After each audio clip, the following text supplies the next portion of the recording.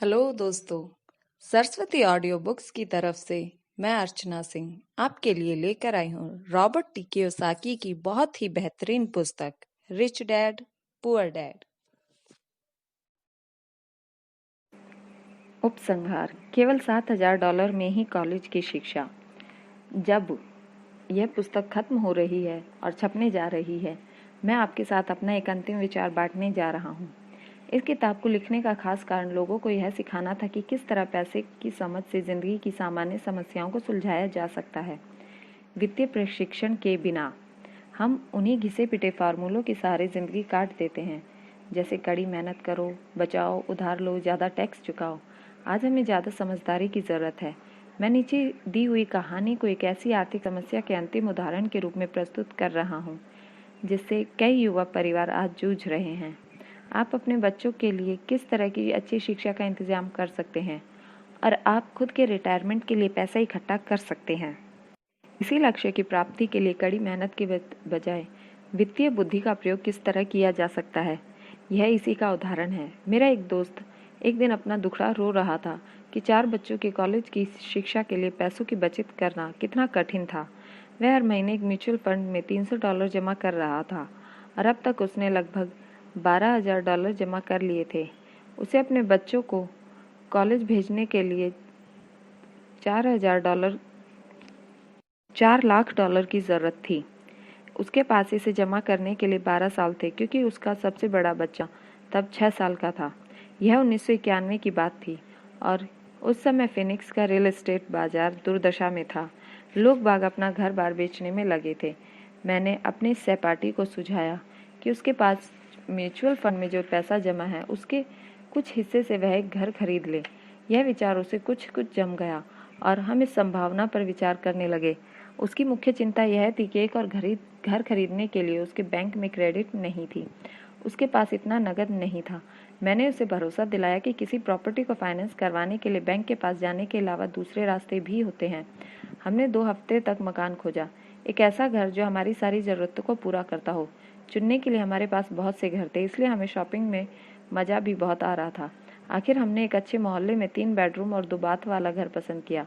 मालिक उसी दिन घर बेचना चाहता था, क्योंकि वह और उसका परिवार कैलिफोर्निया के लिए जा रहे थे, जहां उसकी नौकरी उसका इंतजार कर रही थी। वह $10,02,000 चाहता था, परंतु हमने उसे $69,000 का ऑफर दिया। उसने तत्काल मंजूर कर लिया। उस घर पर एक नॉन क्वालिफाइंग लोन था, जिसका मतलब यह था कि कोई बिना नौकरी वाला आदमी भी उसे बैंकर के अनुमोदन के बिना खरीद सकता था।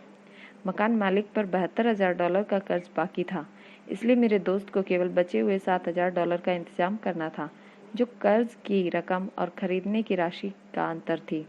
जैसे ही मालिक ने घर खाली किया, मेरे दोस्त ने मकान किराए पर उठा दिया। सारा खर्च निकलने के बाद, जिसमें कर्ज की किश्त भी शामिल थी, उसकी जेब में हर महीने $125 आने लगे। उसकी योजना थी कि वह उस मकान को 12 साल तक अपने पास रखे और हर महीने मिलने वाली अतिरिक्त $125 का उपयोग करके जल्दी से जल्दी कर्ज उतार दे। हमने अनुमान लगाया कि 12 सालों में कर्ज का एक बड़ा भाग चुक जाएगा और जब उसका पहला बच्चा कॉलेज जाएगा तो उसके पास $800 प्रति माह की आमदनी होगी। अगर उस मकान की कीमत बढ़ जाती है तो वह घर को बेच भी सकता था। 1994 में फिनिक्स में रियल एस्टेट मार्केट अचानक बदल गया और उसी घर के लिए उसके किराएदार ने $1,56,000 का ऑफर दिया, जो उस घर में रहता था और उससे प्रेम करने लगा था। एक बार फिर उसने मुझसे पूछा कि इस बारे में क्या सोचता हूँ, और मैंने स्वाभाविक रूप से कहा कि वह इसे 1031 टैक्स विहीन एक्सचेंज के आधार पर बेच दे। अचानक ही उसके पास $80,000 अतिरिक्त आ गए। मैंने ऑस्टिन, टेक्सास में अपने एक और दोस्त को फ़ोन किया, जिसने इस अतिरिक्त धन को एक मिनी स्टोरेज फैसिलिटी में लगा दिया। 3 महीने के भीतर उसे हर महीने लगभग $1,000 के चेक मिलने लगे, जिससे वह कॉलेज म्यूचुअल फंड में जमा करने लगा, जो अब बहुत तेज़ी से बढ़ रहा था।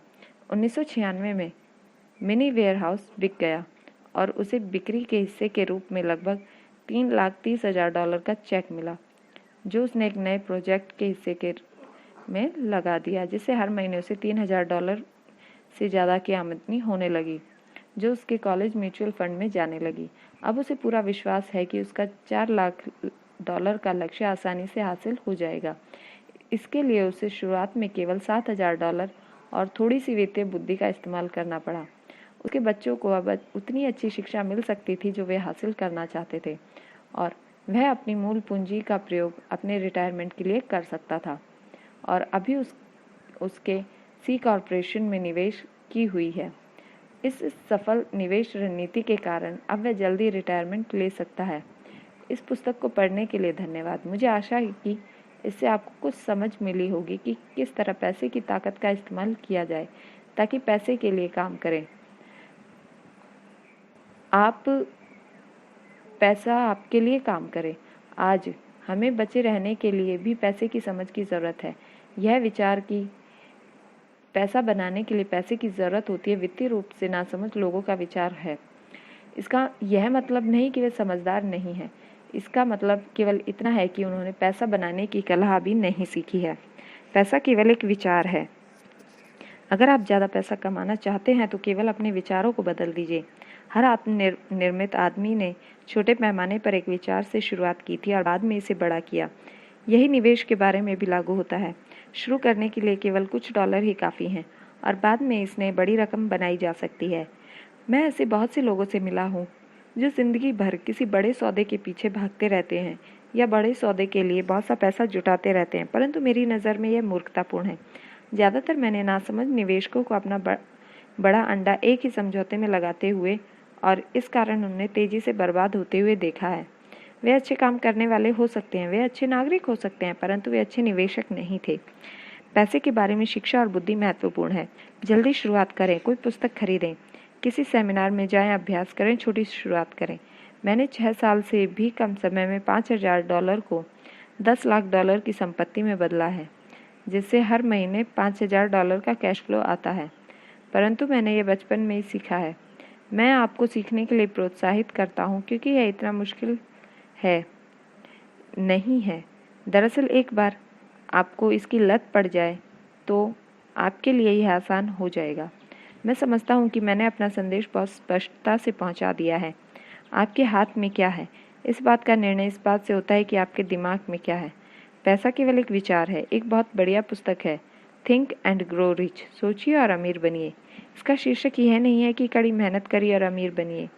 यह सीखें कि किस तरह आप अपने पैसे के लिए कठोर मेहनत करवा सकते हैं और आपकी ज़िंदगी किस तरह ज़्यादा आसान और सुखद हो सकती है।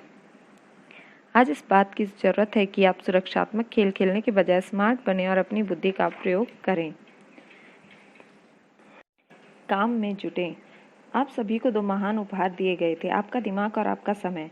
यह आपके हाथ में है कि आप इनका मनचाहा उपयोग कर सकते हैं। आपके हाथ में आने वाले हर डॉलर से आपको और केवल आपको यह ताकत मिल जाती है कि आपकी तकदीर बनाती है या बिगाड़ती है। अगर आप इसे मूर्खतापूर्ण तरीके से खर्च करते हैं तो आप गरीब रहने का विकल्प चुनते हैं। अगर आप इसे दायित्वों पर खर्च करते हैं तो आप मध्य वर्ग में बने रहने का विकल्प चुनते हैं। अगर आप इसे अपने दिमाग से निवेश करते हैं तो यह सीख लेते हैं कि किस तरह संपत्तियों को बनाया जाता है, तो आप दौलतमंद होने का विकल्प चुनते हैं। चुनाव आपका है और केवल आपका है। हर दिन हर डॉलर के साथ आप अमीर, गरीब और मध्यवर्गीय होने का विकल्प चुनते हैं। अगर आप इस ज्ञान को अपने बच्चों में बांटने का विकल्प चुनते हैं तो आप उन्हें इस दुनिया के लिए तैयार करने का विकल्प चुनते हैं जो उनका इंतज़ार कर रही है। यह कोई और नहीं करेगा। आप और आपके बच्चों का भविष्य उस चुनाव पर निर्भर करता है जो आप करते हैं, आने वाले काल में नहीं। एक ऐसी कामना करते हैं कि